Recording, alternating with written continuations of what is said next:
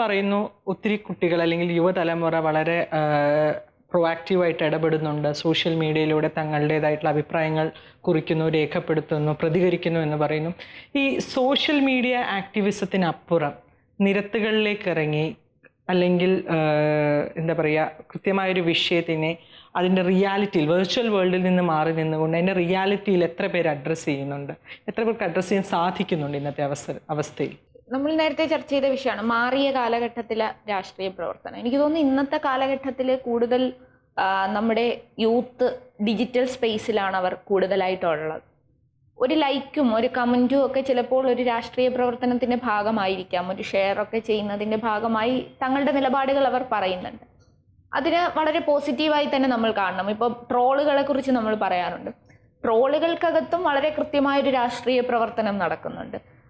നിലപാടുകൾ പറയാറുണ്ട്. കുഞ്ചൻ നമ്പ്യാരൊക്കെ ചെയ്തുകൊണ്ടിരുന്ന അതേ വിമർശനത്തിന്റെ ഒരു നിലപാടുകൾ വ്യക്തമാക്കുന്നുണ്ട് പുതിയ കാലഘട്ടത്തിലേക്ക്. പക്ഷെ പലപ്പോഴും മുഖമില്ലാത്ത ചില ഐഡികൾ അല്ലെങ്കിൽ മുഖമില്ലാത്ത ചില ഭാഗങ്ങളിൽ നിന്നും അപ്രിയമായിട്ടുള്ള ചില കാര്യങ്ങൾ അല്ലെങ്കിൽ നമ്മുടെ സമൂഹത്തെ നേർവഴിക്ക് നയിക്കുന്നതിന് പകരം പിന്നോട്ടടിക്കുന്ന തരത്തിലുള്ള ചില അഭിപ്രായങ്ങൾ വരുമ്പോഴാണ് ഇതിനകത്ത് ചില പ്രശ്നങ്ങളെക്കുറിച്ച്, സോഷ്യൽ മീഡിയക്കകത്ത് ചില പ്രശ്നങ്ങളെക്കുറിച്ച് നമ്മൾ ചർച്ച ചെയ്യുന്നത്. മറ്റൊരു കാര്യം ഇവിടെ പറഞ്ഞത് ഇതിനകത്ത് മാത്രം ഒതുങ്ങുന്നുണ്ടോ എന്നുള്ളത്. നവമാധ്യമങ്ങൾക്കകത്ത് രാഷ്ട്രീയ പ്രവർത്തനം നടത്തുന്നത് തീർച്ചയായിട്ടും അനിവാര്യമായിട്ടുള്ള ഒന്നാണ്, ഇന്നത്തെ കാലഘട്ടത്തിൽ ആവശ്യമായിട്ടുള്ളതാണ്. പക്ഷെ അതിൽ മാത്രം നമ്മൾ ഒതുങ്ങാൻ പാടില്ല. വരൂ, വന്ന് തെരുവിലെ ചോരത്തുള്ളികൾ കാണൂ എന്നാണ് പറയുന്നത്. അപ്പോൾ തെരുവിൽ വലിയ പ്രക്ഷോഭങ്ങൾ നടക്കുമ്പോൾ, ഒരു വെയിലത്ത് വലിയ സമരങ്ങൾ നടക്കുമ്പോൾ, ലാത്തികൾക്ക് മുമ്പിൽ വലിയ തരത്തിൽ ചെറുപ്പക്കാർ അടി ഏറ്റുവാങ്ങുന്ന സമയത്ത് AC റൂമിനകത്തിരുന്നു കൊണ്ട് മാത്രം നമുക്ക് പ്രതികരിച്ചാൽ പോരാ. അത്തരം ഘട്ടങ്ങൾ വരുമ്പോൾ തീർച്ചയായിട്ടും നമ്മൾ പുറത്തേക്ക് വരണം, പുറത്തെ പ്രതിഷേധങ്ങളിൽ പങ്കെടുക്കണം.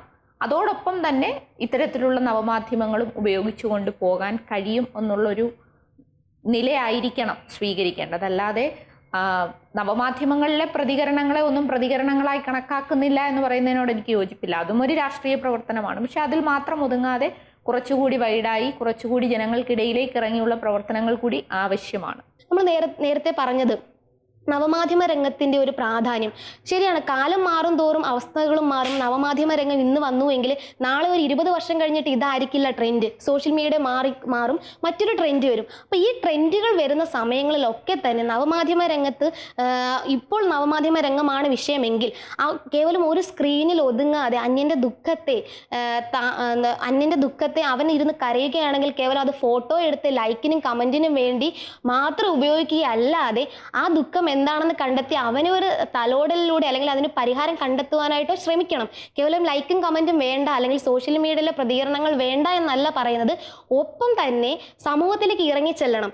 കേവലം ഒരു സ്ക്രീനിൽ ഒതുങ്ങി 24 മണിക്കൂർ എൻ്റെ കണ്ണുകൾ ആ സ്ക്രീനിലേക്ക് മാത്രം ഒതുങ്ങിയിരുന്നാൽ തീർച്ചയായിട്ടും എനിക്ക് പിന്നിൽ അല്ലെങ്കിൽ എൻ്റെ മുന്നിലുള്ള വ്യക്തികളോ അല്ലെങ്കിൽ ചുറ്റുമുള്ള സമൂഹത്തെ കാണാൻ സാധിക്കില്ല, പ്രശ്നങ്ങളിൽ ഇടപെടാൻ സാധിക്കില്ല. അപ്പോൾ സോഷ്യൽ മീഡിയയിൽ പ്രവർത്തിക്കുന്നതിനോടൊപ്പം തന്നെ സോഷ്യൽ മീഡിയയിൽ നിന്ന് ഇറങ്ങി സമൂഹത്തിൻ്റെ ദുഃഖങ്ങൾ എന്താണെന്നും പ്രശ്നങ്ങൾ എന്താണെന്നും അതിന്റെ പരിഹാരങ്ങൾ എന്താണെന്നും ശാശ്വതമായിട്ടുള്ള പരിഹാരം കണ്ടെത്തുന്നതിന് നേതൃത്വം നൽകുവാനായിട്ട് എല്ലാവരും മുന്നോട്ട് വരണം. സ്ത്രീകൾക്ക് മാത്രമായിട്ടുള്ള ചർച്ചയ്ക്കകത്ത് പേപ്പർ പ്രസന്റ് ചെയ്യുന്ന പുരുഷനാണ്, സ്ത്രീയല്ല. അങ്ങനെ വരുമ്പം സ്ത്രീകൾക്ക് പുരുഷന്മാരെക്കാളും പുറകിലാണെന്ന് തോന്നിയതിന് പകരം അവരെന്ത് ചെയ്തു, മനഃപൂർവ്വമായിട്ട് സ്ത്രീകൾ അവരുടെ സ്ത്രൈണമായതല്ലാത്ത പൗരുഷമായ ഭാഗവും കൂടെ എടുക്കാൻ തുടങ്ങി. അപ്പോൾ അങ്ങനെ വന്നപ്പോൾ അത് പലർക്കും ഇഷ്ടപ്പെട്ടില്ല, സമൂഹത്തിൽ പലർക്കും ഇഷ്ടപ്പെട്ടില്ല. ഉദാഹരണത്തിന് ഇപ്പോൾ ഒരു പൊളിറ്റിക്കൽ ആയിട്ടുള്ള നല്ല ചായവുള്ളൊരു സ്ത്രീ എഴുന്നേറ്റ് നിന്ന് പറയുമ്പോഴത്തേക്കും ഈ ചർച്ചയൊക്കെ നടക്കുമ്പോൾ പോലും ഞാൻ ശ്രദ്ധിച്ചത് ഇരിക്കും എന്ന് പറയും അവരോട്. പുരുഷന്മാർക്ക് എത്ര നേരം വേണമെങ്കിൽ പറയാം, ഇവർക്ക് പറയാൻ മേലെന്ന് പറയും. അപ്പോഴും അവർ വിചാരിക്കും എപ്പോഴും നമ്മളൊരു രണ്ടാം കിടക്കാരായിട്ട് നിൽക്കാതിരിക്കാൻ വേണ്ടി പണ്ട് കാക്ക മയിൽവേഷം കിട്ടിയെന്ന് പറഞ്ഞതുപോലെ ഇവരങ്ങ് മയിലാകും. കാക്ക ആ വാസ്തവത്തിലെങ്കിലും മയിലാകുമ്പോൾ അതിൻ്റേതായിട്ടുള്ള ബുദ്ധിമുട്ടുകൾ വരും. എന്നിട്ട് എന്താ പറയുന്നത്, ഇല്ലത്തു നിന്ന് തിരിക്കുകയും ചെയ്തു, അമ്മാത്ത് എത്തിയില്ല എന്ന് പറഞ്ഞതുപോലെ ഒരു രണ്ടും കെട്ട സ്ഥലത്ത് നിൽക്കാനിടയാകും. ഇതിനിടയ്ക്ക് വേറെ ഉണ്ട്, കുടുംബകാര്യങ്ങൾ വരുമ്പോൾ ഉണ്ടല്ലോ, പുരുഷന്മാർ കല്യാണം കഴിച്ചാൽ ആദ്യം പറയും ഇത്ര നാൾ ചാടിയതൊക്കെ മതി, ഇനി മര്യാദയ്ക്ക് മാനമര്യാദയായിട്ട് എൻ്റെ കൊച്ചുങ്ങളെയൊക്കെ പ്രസവിച്ച് ഇവിടെ ഇരുന്നു എന്ന് പറയും. ഉടനെ ആർക്കാ വോട്ട് ചെയ്യേണ്ടതെന്ന് പോലും പറയുന്ന ആളുകളുണ്ട്. ഞാൻ പറയുന്ന ആളിന് വോട്ട് ചെയ്താൽ മതി എന്ന് പറയും. ഞാൻ പരസ്യമായിട്ട് പറയുന്നത് വെച്ചാൽ എനിക്ക് പോലും ആ അനുഭവമുണ്ട് പലപ്പോഴും. അത് റെസിസ്റ്റ് ചെയ്യാനും കുടുംബമൊക്കെ അല്ലേ നമുക്ക് പ്രധാനം എന്ന് വിചാരിച്ച് പെണ്ണുങ്ങൾ പലപ്പോഴും ആട്ടെ പോട്ടെ ഇരിക്കട്ടെ എന്ന് പറഞ്ഞിട്ട് ഒരു രീതിയിൽ ഒരു 2 തരം മുഖം കാണിക്കും. ഈ 2 തരം മുഖം വേഗം തിരിച്ചറിയും ആളുകൾ. അവർ വിചാരിക്കും തിരിച്ചറിയില്ലെന്ന്, പക്ഷെ തിരിച്ചറിയും. ഇങ്ങനെ ഒരു തീരുമാനമെടുത്ത് സംഘടനാ പ്രവർത്തനങ്ങൾ ചെയ്യാം എന്ന് തീരുമാനിച്ചിരുന്ന ഒരു വ്യക്തി ഏതെങ്കിലും ഘട്ടത്തിൽ അയ്യോ ഇത് വേണ്ടിയിരുന്നില്ല എന്ന് ചിന്തിച്ചിട്ടുണ്ടോ? ഇതുവരെയായിട്ടും അങ്ങനെ ഒരു നെഗറ്റീവ് ചിന്താഗതി വരേണ്ട ഒരു അവസ്ഥയിലൂടെ പോയിട്ടില്ല. ചിലപ്പോൾ ഒരു പക്ഷേ നാളെ വന്നേക്കാം, നമുക്ക് മുൻ പ്രവചിക്കാൻ പറ്റില്ലല്ലോ. പക്ഷേ എന്നെ സംബന്ധിച്ചിടത്തോളം ഒരു പൊതുപ്രവർത്തനം എന്നത് ഞാൻ ഒരുപാട് സന്തോഷത്തോടെ അല്ലെങ്കിൽ ആത്മാർത്ഥതയോടെ ചെയ്യുന്ന ഒരു കാര്യമാണ്. ഈ ഫേസ്ബുക്കിൻ്റെയും വാട്സപ്പിൻ്റെയൊക്കെ കാലഘട്ടമാണ്. ഈ ക്യാമ്പസുകളിൽ നിന്ന് ക്യാമ്പസിൽ ചിലപ്പോൾ ഒരു പക്ഷേ നന്നായിട്ട് പ്രവർത്തിക്കുന്ന ഒരു വിദ്യാർത്ഥി അല്ലെങ്കിൽ ഒരു വിദ്യാർത്ഥിനി ക്യാമ്പസ് വിട്ട് പുറത്തോട്ട് പോകുമ്പോൾ ചിലപ്പോൾ അവൻ്റെ ജീവിത സാഹചര്യങ്ങളായിരിക്കാം ഇനി രാഷ്ട്രീയ പ്രവർത്തനം വേണ്ട, മറ്റൊരു മേഖല തിരഞ്ഞെടുക്കാം എന്ന് തീരുമാനിക്കുന്നത്. പക്ഷേ അവിടെ കൃത്യമായിട്ട് അവൻ്റെ ഉള്ളിൽ കൃത്യമായ രാഷ്ട്രീയ ബോധമുണ്ട്, തീരുമാനങ്ങളുണ്ട്. ഇപ്പോൾ ഭരിക്കുന്ന ഒരു ഭരണ സംവിധാനത്തിൽ ഒരു തെറ്റ് കണ്ടാൽ വിമർശിക്കാനുള്ള ഒരു ബോധം അവനിലുണ്ട്. പക്ഷേ അന്നേരം അവൻ ചിലപ്പോൾ ചെയ്യുന്ന ഒരു പക്ഷേ ഫേസ്ബുക്ക് ആയിരിക്കാം. കാരണം അവൻ നിൽക്കുന്ന ഒരു സാഹചര്യം ചിലപ്പം ഒന്ന് പ്രവർത്തിച്ചാൽ ജോലി ചിലപ്പോൾ നഷ്ടപ്പെട്ടേക്കാം. ആ ജോലി നഷ്ടപ്പെടുന്നത് ഒരുപക്ഷെ അവൻ്റെ കുടുംബത്തെ ബാധിച്ചേക്കാം എന്ന ഒരു ചിന്താഗതിയിലായിരിക്കാം ഈ ഫേസ്ബുക്കും വാട്സപ്പും ഒക്കെ കാലഘട്ടത്തിൻ്റെ അനിവാര്യതയിൽ അവർ പ്രതികരിക്കുന്നത്. ഈ പറഞ്ഞപ്പോഴാണ് ഞാനൊരു സംഭവം ഓർക്കുന്നത്. എനിക്ക് വളരെ വിഷമം തോന്നിയ ഒരു സംഭവമാണ്. കൊല്ലത്ത് SSLC പാസ്സായി ഫുൾ A+ വാങ്ങിച്ചൊരു വിദ്യാർത്ഥി. ഞങ്ങൾ അവനെ പോയി കാണുകയുണ്ടായി. അവൻ പേര് ഞാൻ പറയുന്നില്ല, കാരണം അവന് മറ്റൊരു വിഷമം ഉണ്ടാവണ്ട എന്ന് വെച്ചിട്ട് തന്നെ. ആ ഒരു വിദ്യാർത്ഥി ഫുൾ A+ വാങ്ങിച്ച് ഫേസ്ബുക്കിൽ ഏതോ ഒരു വിഷയം, ഭരിക്കുന്ന പാർട്ടിയിൽ ഇഷ്ടപ്പെടാത്ത ഒരു വിഷയത്തിൽ അവനൊന്ന് പ്രതികരിച്ചു. പക്ഷേ ഇത് കണ്ട മറ്റ് എതിർ വിഭാഗത്തിൽ നിൽക്കുന്ന ആൾ ചിന്തിച്ചത് അവൻ ഇന്ന പാർട്ടിയാണ്, അതുകൊണ്ട് അവന് അത്രയ്ക്ക് പ്രതികരിക്കാൻ ഈ 15 വയസ്സിൽ അവന് കഴിയുന്നുണ്ടോ എന്നുള്ളൊരു തോന്നലിൻ്റെ പുറത്ത് ഭരിക്കുന്ന പാർട്ടി ഓഫീസിലേക്ക് വിളിച്ച് ആ കുട്ടി ആക്രമിക്കുകയാണ് ചെയ്യുന്നത്. പക്ഷേ അതാര് ചെയ്താലും അങ്ങേയറ്റം തെറ്റാണ്. ഫേസ്ബുക്കിലൊരു പോസ്റ്റ് ഇട്ടതിൻ്റെ പേരിലോ ഒന്നും വിമർശിക്കാം നമുക്ക്, അല്ലേ? പക്ഷേ ആക്രമിക്കുന്നതിനൊരു പരിധിയുണ്ട്. ഇത് നാടോടുമ്പോൾ നടുവേ ഓടണമെന്നാണ്. തീർച്ചയായിട്ടും കാലഘട്ടം മാറിക്കൊണ്ടിരിക്കുകയാണ്. പണ്ട് ഈ പറയുന്ന എനിക്ക് ഫേസ്ബുക്കില്ല, ഇവിടെ ഇരിക്കുന്ന ആർക്കും ഫേസ്ബുക്കില്ല, അന്നൊക്കെ നമ്മൾ പ്രതികരിച്ച മറ്റ് തലത്തിലാണ്. പക്ഷേ ഇന്നത്തെ ഒരു ചിന്താധാരയിൽ ഒരു വ്യക്തി പ്രതികരിക്കുന്നുണ്ടെങ്കിൽ അത് അവൻ്റെ അവകാശമാണ്. ക്യാമ്പസ് രാഷ്ട്രീയത്തിനുള്ളിൽ നിന്ന് പ്രവർത്തിക്കും, പിന്നീട് അത് പുറത്തേക്ക് മറ്റ് തലങ്ങളിലേക്ക് പ്രവർത്തിക്കും. അപ്പോൾ ഒരിക്കലും ഒരു അടിച്ചമർത്തലിൻ്റെ പാതയിലൂടെ നമ്മൾ ഓരോരുത്തരും മുന്നോട്ട് പോകുന്നത് ശരിയല്ല. പൊതുപ്രവർത്തനം ഒരിക്കലും ഇത് മുൻപോട്ട് വെച്ച കാലമാണ്, പിന്നോട്ട് വലിക്കണോ വേണ്ടായോ എന്ന് തീരുമാനിക്കുന്നത് നാം ഓരോരുത്തരുമാണ്. ഇപ്പോൾ ഒരുപാട് സന്തോഷമുണ്ട്, കാരണം പല വിഷയങ്ങളിൽ വീടിനടുത്തുള്ള പ്രശ്നങ്ങളിലായിക്കോട്ടെ അല്ലെങ്കിൽ മറ്റൊരു വിദ്യാർത്ഥി പ്രശ്നങ്ങളിലായിക്കോട്ടെ വിദ്യാർത്ഥി രാഷ്ട്രീയത്തിൽ നിന്നുകൊണ്ട് തന്നെ സമൂഹത്തിൻ്റെ വിഷയങ്ങളിൽ ഇടപെടാൻ സാധിക്കുന്നുണ്ട് എന്നതിൽ ഒരുപാട് സന്തോഷിക്കുന്നു. രേഷ്മ, ഇത്തരത്തിലൊരു തീരുമാനമെടുത്തതിൽ വളരെ സന്തോഷം തോന്നിയ നിമിഷം ഏതായിരിക്കും? ഒരു പക്ഷേ പലപ്പോഴും നമ്മൾ ക്യാമ്പസുകളിലേക്ക് ചെല്ലുന്ന സമയത്ത് നമ്മുടെ കുട്ടികൾ നമ്മളോട് ചോദിക്കുന്ന ഒരു ചോദ്യമാണ്, അവർ തന്നെ ഇങ്ങോട്ട് നമ്മളോട് ചോദിക്കും എന്തുകൊണ്ട്, അല്ലെങ്കിൽ ആ രീതിയിൽ. അപ്പോൾ അതൊരു വളരെ നല്ലൊരു ചോദ്യമാണ്, കാരണം അതിന് ഉത്തരം പ്രതീക്ഷിക്കുന്ന ഒരുപാട് ആൾക്കാരുണ്ട്. അപ്പം എന്നെ സംബന്ധിച്ച് എന്നിലെ വ്യക്തിയെ രൂപാന്തരപ്പെടുത്തിയെടുക്കുന്നതിൽ സംഘടനയ്ക്ക് വളരെ വലിയൊരു പങ്കുണ്ട്. കാരണം ഒരു വ്യക്തി നിർമ്മാണത്തിലൂടെ രാഷ്ട്രത്തെ പുനർനിർമ്മിക്കുക എന്നുള്ള ഒരു ആശയത്തിൽ അധിഷ്ഠിതമായിട്ടാണ് ABVP പ്രവർത്തിക്കുന്നത്. അപ്പോൾ സ്വാഭാവികമായിട്ടും അതൊരു സ്പീഡി പ്രോസസ്സ് അല്ല, അതൊരു ഓരോ ഘട്ടമായിട്ട് നമ്മൾ ചെയ്യേണ്ട കാര്യങ്ങളാണ്. അപ്പം എന്നിലെ വ്യക്തി ആ ഒരു വ്യക്തിത്വ രൂപീകരണത്തിന് സാധിച്ചിട്ടുണ്ട്. ഒരു വ്യക്തിയും പരിപൂർണനല്ല. അവൻ ജീവിതാന്ത്യം വരെ അവൻ്റെ വ്യക്തിത്വത്തിൽ പല ഘടകങ്ങൾ മാറിക്കൊണ്ടിരിക്കുന്നു, പലതും മാറ്റേണ്ടതുണ്ട്. ഇപ്പോൾ ഈ സമയത്ത് പോലും എനിക്ക് പല ഘടകങ്ങൾ മാറിക്കൊണ്ടിരിക്കുക, അല്ലെങ്കിൽ മാറ്റേണ്ടതുണ്ടാകാം. അപ്പോൾ ശരിതെറ്റുകൾ മനസ്സിലാക്കാൻ സാധിക്കും നമുക്ക് സംഘടനയെ കൊണ്ട്.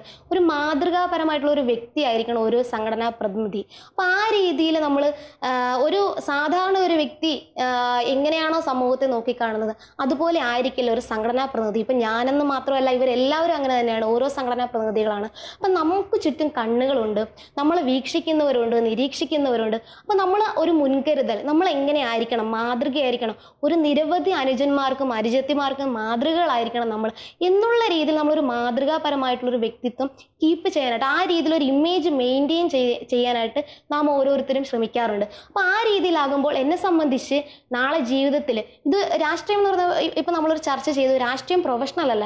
തീർച്ചയായിട്ടും രാഷ്ട്രീയം എന്ന് പറയുന്നത് ഒരിക്കലും പ്രൊഫഷനായിട്ട് സ്വീകരിക്കാൻ പറ്റുന്ന ഒന്നല്ല. നമ്മൾ സാമൂഹിക പ്രശ്നങ്ങളിൽ ഇടപെടുന്ന ഒരു സാമൂഹിക പ്രവർത്തനം എന്നുള്ള രീതിയിൽ നമ്മൾ ഏത് മേഖലയിലാണോ ഉള്ളത് ആ മേഖലയിൽ നിന്നുകൊണ്ട് നമ്മുടെ പരിമിതികൾക്കുള്ളിൽ നിന്നുകൊണ്ട് ആ വിഷയത്തിൽ പ്രതികരിക്കുന്നു എന്ന് മാത്രമേ ഉള്ളൂ. ഇപ്പം കലാലയത്തിലെ സംഘടനയിൽ നിന്നുകൊണ്ട് നമ്മൾ പ്രതികരിക്കുന്നു. അത് വിട്ട് നമ്മൾ കുടുംബത്തിലേക്കാണെങ്കിൽ അല്ലെങ്കിൽ കുടുംബാന്തരീക്ഷത്തിലേക്ക് എത്തിപ്പെടുമ്പോൾ വേറൊരു രീതിയിൽ നിൽക്കാൻ പറ്റുമെങ്കിൽ ആ രീതിയിൽ പ്രതികരിക്കുന്നു. അപ്പോൾ എവിടെയായിരുന്നാലും എന്നിലെ വ്യക്തിയെ രൂപാന്തരപ്പെടുത്തിയത് കൊണ്ട് തന്നെ, ഈ ആദർശത്തിലൂടെ എന്നിലെ വ്യക്തിയെ രൂപാന്തരപ്പെടുത്തിയത് കൊണ്ട് തന്നെ ഒരു പ്രശ്നം ഉണ്ടാകുമ്പോൾ, ഒരു ജീവിതത്തിൽ ഏത് പ്രശ്നം ഉണ്ടാകുമ്പോഴും ഒരു പ്രതിസന്ധി ഉണ്ടാകുമ്പോഴും എനിക്കതിനെ തരണം ചെയ്യാനായിട്ടുള്ള ഒരു പ്രാപ്തി ഉണ്ടാകും. അതെങ്ങനെ തരണം ചെയ്യണമെന്നും അതിന് സൊല്യൂഷൻ എന്താണെന്നും ഒരുപക്ഷെ പകച്ചു നിൽക്കില്ല. കേവലം ഒരു സാധാരണ കുട്ടി ചിലപ്പോൾ പകച്ചു നിൽക്കും. പലപ്പോഴും ഇത് കണ്ടുകൊണ്ടിരിക്കുന്ന രക്ഷകർത്താക്കളോട് ഞങ്ങൾക്ക് ഓരോരുത്തർക്കും ചിലപ്പോൾ ഈ അഭിപ്രായമായിരിക്കാം പറയാനുള്ളത്.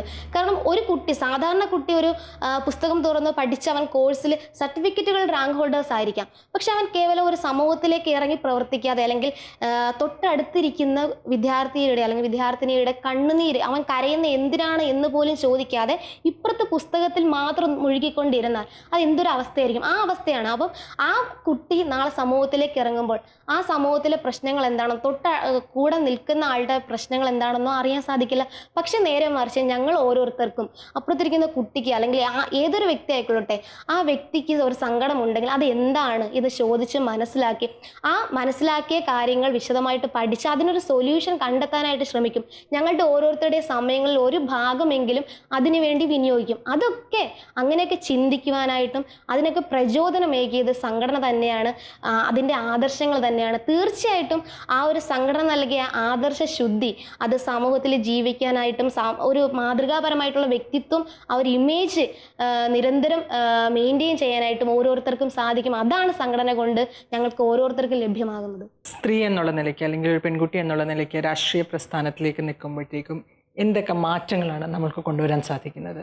സ്ത്രീ എന്ന നിലക്ക്, പെൺകുട്ടി എന്നുള്ള നിലക്കൊക്കെ ഇതിൽ നിൽക്കുന്ന സമയത്ത് വലിയ മാറ്റങ്ങൾ സമൂഹത്തിൻ്റെ പൊതുബോധത്തിൽ മാറ്റം വരുത്താൻ വേണ്ടി നമുക്ക് ഇതിനുള്ളിൽ നിന്നുകൊണ്ട് ഒരുപാട് കാര്യങ്ങൾ ചെയ്യാൻ വേണ്ടി സാധിക്കും. ഇപ്പം ഞാൻ എൻ്റെ ഒരു അനുഭവത്തിൻ്റെ പശ്ചാത്തലത്തിൽ പറയാം. ഞാനൊരു യാഥാസ്ഥിതിക മുസ്ലിം കുടുംബത്തിലാണ് ജനിച്ചത്. വളരെ യാഥാസ്ഥിതികമായ കുടുംബ പശ്ചാത്തലം, യാഥാസ്ഥിതികമായ നിയമങ്ങളൊക്കെയുള്ള കുടുംബത്തിൽ നിന്ന് ഞാൻ SFIയുടെ സംഘടനാ പ്രവർത്തനത്തിലേക്ക് എത്തുന്ന സമയത്ത് എനിക്കൊരു പുതിയ ലോകം, ഞാൻ എൻ്റെ മനസ്സിനകത്ത് സ്വപ്നം കണ്ടൊരു ലോകം സാധ്യമാണ് എന്ന് SFIയുടെ സംഘടനാ പ്രവർത്തനവുമായി ബന്ധപ്പെട്ട് മുന്നോട്ട് പോകുന്ന സമയത്താണ് മനസ്സിലാക്കാൻ വേണ്ടി സാധിക്കുന്നത് എന്നുള്ളത്. അത് ഇപ്പം എന്തൊക്കെ നമ്മുടെ സമൂഹത്തിനകത്ത് എന്തൊക്കെ റെസ്ട്രിക്ഷൻസ് ആണ് മതത്തിൻ്റെ പേരിൽ അറിയാവുന്നത് പോലെ ഒരുപാട്. മതം ഒരു പരിധിവരെ എനിക്ക് തോന്നിയിട്ടുണ്ട് ഭീകരമായ സ്ത്രീ വിരുദ്ധത മുന്നോട്ട് വെച്ചുകൊണ്ട് പോകുന്നു. പക്ഷെ അതിനെയൊക്കെ ചോദ്യം ചെയ്യാൻ നമുക്ക് ഇതിനകത്ത് വന്നുകൊണ്ട് സാധിക്കും. ഇതിനകത്ത് നിന്നുകൊണ്ട് സമൂഹത്തിൽ ഇടപെടാൻ നമുക്ക് സമൂഹത്തിൻ്റെ പൊതുബോധത്തിൽ, സമൂഹത്തിൻ്റെ ധാരണകളിൽ ഒക്കെ മാറ്റം വരുത്താൻ വേണ്ടി സാധിക്കും എന്നുള്ളതാണ്. ഇപ്പം അത് നേരത്തെ പറഞ്ഞതുപോലെ ഒരുപാട് കാര്യത്തിൽ, ട്രാൻസ്ജെൻഡർ ബോധത്തിൽ, നമ്മുടെ ജെൻഡർ ബോധത്തിൽ ഒരു ഘട്ടം വരെ നമ്മൾ വൈസ് ചെയർമാൻ, ജോയിൻറ്റ് സെക്രട്ടറി പോസ്റ്റുകളാണ് നിരന്തരമായി നമ്മൾ പെൺകുട്ടികൾക്ക് കൊടുത്തുകൊണ്ടിരുന്നത്. അതിനുവേണ്ടി മാത്രം നിയോഗിക്കപ്പെട്ടുള്ള ചില ആളുകൾ മാത്രമായിട്ടാണ് നമ്മൾ അവരെ കണ്ടിരുന്നത്. പക്ഷേ കാലം മാറുമ്പോൾ നമ്മുടെ വിദ്യാർത്ഥി സംഘടനകളുടെ മെമ്പർഷിപ്പ് എടുത്തു നോക്കിയാൽ ഭൂരിഭാഗം പെൺകുട്ടികളാണ്. അപ്പോൾ അവരെയൊക്കെ പ്രതിനിധീകരിക്കുന്ന തരത്തിലേക്ക് ജനറൽ സീറ്റുകളിലേക്ക് പെൺകുട്ടികളെ മത്സരിപ്പിക്കാൻ വേണ്ടിയിട്ടുള്ള നല്ല ഇടപെടൽ നമ്മുടെ വിദ്യാർത്ഥി പ്രസ്ഥാനങ്ങൾ നടത്തി വരുന്നുണ്ട് എന്നുള്ളതാണ്. ഇപ്പം കാലടി സർവകലാശാല, കാലടി സംസ്കൃത സർവകലാശാലക്കകത്ത് ഒരുപക്ഷെ രാജ്യത്ത് ആദ്യമായി കാലടി സർവകലാശാല യൂണിയൻ മുഴുവൻ സീറ്റുകളിലേക്കും ചെയർമാനും ജനറൽ സെക്രട്ടറി അടക്കമുള്ള മുഴുവൻ കാലടി സർവകലാശാല യൂണിയൻ ഭരിക്കുന്നത് പെൺകുട്ടികൾ മാത്രമുള്ള ഒരു യൂണിയനാണ്. ഈ 2017 SFI വളരെ അഭിമാനത്തോടെ ആണ് കാര്യങ്ങളൊക്കെ പറയുന്നത്. അപ്പോൾ നമുക്ക് നിരന്തരമായി നമ്മളെ നവീകരിക്കുന്നതിലൂടെ നമുക്ക് കാലത്തെ നവീകരിക്കാൻ വേണ്ടി സാധിക്കും. അല്ലാതെ കേവലമായ നമ്മുടെ ജനാധിപത്യ വേദികളിലേക്ക് മാത്രം മത്സരിക്കാൻ വേണ്ടി മാത്രമല്ല വിദ്യാർത്ഥി രാഷ്ട്രീയ പ്രവർത്തനം നടത്തുന്നത്. പക്ഷെ ജനാധിപത്യ വേദികൾ പെൺകുട്ടികളെ മാത്രം വെച്ചുകൊണ്ട് നമുക്ക് ഉണ്ടാക്കാൻ വേണ്ടി സാധിക്കും. അവരെ ജനറൽ പോസ്റ്റുകളിലേക്ക് മത്സരിപ്പിക്കാൻ വേണ്ടി പറ്റുന്ന തരത്തിലേക്ക് കാലം മാറിയിട്ടുണ്ട്. അത് വളരെ സ്വാഭാവികമായി അതുപോലെ നമ്മുടെയൊക്കെ ഇടപെടലിൻ്റെ ഭാഗമായി ഒക്കെ വന്ന മാറ്റമാണ് എന്നാണ് നമുക്ക് വിലയിരുത്താൻ വേണ്ടി സാധിക്കും. നമ്മുടെ സമൂഹത്തിൽ കേരള സമൂഹത്തിൽ ഇത്രയധികം വിദ്യാഭ്യാസവും അല്ലെങ്കിൽ ഒരുപാട് മാറ്റങ്ങൾ വന്നൊരു സമൂഹമാണെങ്കിൽ പോലും ഒരു ആൺകോയ്മ നിലനിൽക്കുന്ന സമൂഹമാണ്. അപ്പം അതുകൊണ്ട് തന്നെ സംഘടനകളിലും പൊളിറ്റിക്സിലും എല്ലാം തന്നെ ഇത് റിഫ്ലക്റ്റ് ചെയ്യും. ഇപ്പോൾ ക്യാമ്പസ് പൊളിറ്റിക്സിനകത്തുള്ളിലും സ്ത്രീകൾ പെൺകുട്ടികൾക്ക് ഒരുപോലെ തന്നെ ആ ക്യാമ്പസിൽ സംഘടനകളുടെ നേതൃത്വത്തിലേക്ക് വരാനും അതല്ലെങ്കിൽ സ്ത്രീകളുടേതായിട്ടുള്ള വിഷയങ്ങൾ എടുക്കുന്നതിനുമൊക്കെ തന്നെ ചില പ്രശ്നങ്ങൾ നിലനിൽക്കുന്നുണ്ട്. കൂടുതൽ പെൺകുട്ടികൾ ക്യാമ്പസ് പൊളിറ്റിക്സിലേക്കൊക്കെ വന്ന് തന്നെ മാത്രമേ അത് പരിഹരിക്കാൻ കഴിയുള്ളൂ. അത് നോക്കുകയാണെങ്കിൽ ഞാനൊരു വിദ്യാർത്ഥി എന്ന നിലയിൽ നിന്ന് അധ്യാപികയാകുന്ന ഘട്ടത്തിൽ ഞാൻ ഗവൺമെൻറ് കോളേജ് അധ്യാപികയായിരുന്നു. അതുകൊണ്ട് തന്നെ ഏറ്റവും സജീവമായ ക്യാമ്പസ് പൊളിറ്റിക്സ് ഉള്ള കോളേജുകളിലാണ് മിക്കവാറും ഗവൺമെൻറ് കോളേജുകൾ അങ്ങനെ തന്നെയാണ്. ഞാൻ പഠിപ്പിച്ചിട്ടുള്ളതും പ്രത്യേകിച്ച് യൂണിവേഴ്സിറ്റി കോളേജിൽ നിന്നാണ് ഞാൻ ഇത് ജോലി രാജിവെച്ച് മുഴുവൻ സമയ രാഷ്ട്രീയത്തിലേക്ക് വരുന്നത്. ഇപ്പോൾ യൂണിവേഴ്സിറ്റി കോളേജും ആർട്സ് കോളേജും അല്ലെങ്കിൽ എറണാകുളത്ത് മഹാരാജാസ് കോളേജ്, ബ്രണ്ണൻ കോളേജ്, ഇതുപോലുള്ള ഒരുപാട് കോളേജുകളിലെ ക്യാമ്പസ് പൊളിറ്റിക്സ് എന്ന് പറയുന്നത് പക്വതയുള്ളൊരു പൊളിറ്റിക്സാണ്. അതിനകത്ത് കുട്ടികളെ ഓരോ കാലഘട്ടത്തിലും വരുന്ന കുട്ടികളിൽ വരുന്ന അവരുടെ വായന, അവരുടെ അറിവ്, അല്ലെങ്കിൽ ആ കാലഘട്ടത്തിൽ സമൂഹത്തിൽ വരുന്ന മാറ്റങ്ങൾ, ഇതൊക്കെ ക്യാമ്പസ് പൊളിറ്റിക്സിലും റിഫ്ലക്റ്റ് ചെയ്യും. പക്ഷെ ഞാൻ കണ്ടൊരു കാര്യം എന്ന് പറയുന്നത്, പ്രത്യേകിച്ച് യൂണിവേഴ്സിറ്റി കോളേജിലേക്കൊക്കെ വരുമ്പോൾ കണ്ടൊരു കാര്യം എന്ന് പറയുന്നത്, ക്യാമ്പസ് പൊളിറ്റിക്സിലേക്ക് കൂടുതൽ പെൺകുട്ടികൾ ഇൻവോൾവ് ആവുന്നുണ്ട്. സമൂഹം കുറേ കൂടി സ്ത്രീകളുടെ വിസിബിലിറ്റി കൂടുന്നു. ഇത് സ്വാഭാവികമായിട്ടും ഒരു പുറത്ത് പഞ്ചായത്തിൽ അല്ലെങ്കിൽ കുടുംബശ്രീയോ അല്ലെങ്കിൽ അതുപോലുള്ള ഒരുപാട് വേദികളിലേക്ക് സ്ത്രീകൾ കടന്നു വരുന്നുണ്ട്. അപ്പോൾ ഈ വിസിബിലിറ്റി പുറത്ത് വർദ്ധിക്കുന്നത് സ്വാഭാവികമായിട്ടും എല്ലായിടത്തും അതിൻ്റേതായിട്ടുള്ള സ്വാധീനം നമുക്ക് കാണാൻ കഴിയും.